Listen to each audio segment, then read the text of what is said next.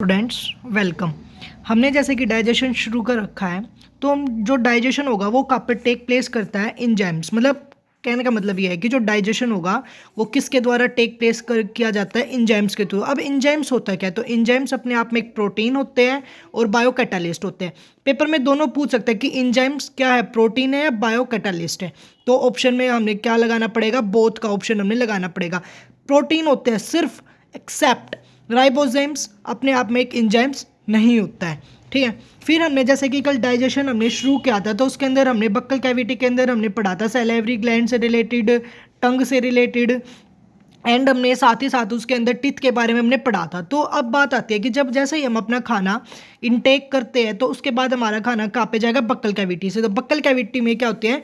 एक salivary gland होगी जो क्या करती है, खाने के अंदर मतलब जैसे ही खाना जाएगा तो वो क्या हो जाती है? एक्टिव हो जाती है। और एक्टिव होते ही वो क्या करेगी? सिक्रेट करेगी। क्या सिक्रेट करती है सैलिवरी ग्लैंड? सलाइवा। जिसकी वजह से जो हमारा जो खाने में होगा सलाइवा मिक्स हो जाएगा। और सलाइवा में क्या होगा? एक एंजाइम्स होगा। सलाइवा में कौन सा एंजाइम्स होगा? पटाइलिन। पटाइलिन क्वेश्चन जरूरी नहीं है कि भाई उसका नाम एंजाइम्स में ये बोला जाए पटाइलिन होगा, हम उसको सैलिवरी अमाइलेज के नाम से भी जान सकते हैं। क्वेश्चन में दोनों मतलब पूछ सकते हैं कि पटाइलिन या फिर सैलिवरी अमाइलेज, तो हमें दोनों का नाम याद रखना होना चाहिए। अब इसका काम क्या होगा?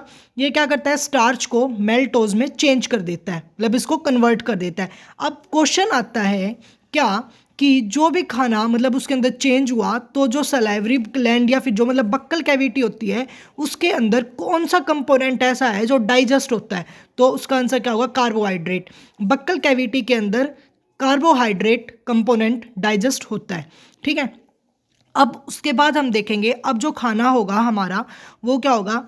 फायर मतलब बक्कल कैविटी के बाद फायरनेक्स और ओइसोफेगस एंड देन स्टमक के अंदर जाता है। तो क्वेश्चन आता है कि जो फायरनेक्स और जो ओइसोफेगस है मतलब फूड पाइप है, क्या वो उसके अंदर भी खाने को डाइजेस्ट करने का काम होता है? नहीं, वो खाने को डाइजेस्ट नहीं करता है। वो सिर्फ और सिर्फ जो फूड होता है उसको क्या करवाता है? कंडक्ट करवाता है या फिर पास करवाता है उसको स्टमक के अंदर, तो मतलब स्टमक के पास ले जाने तक की हेल्प करता है। ठीक है।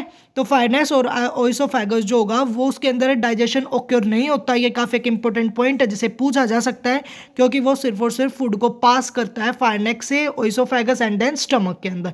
अब हमारा नेक्स्ट टॉपिक होगा डाइजेशन इन स्टमक। तब तक बने रहिए और अब हम आगे का कल देखते हैं। So thank you and please like and subscribe my channel. Thank you guys.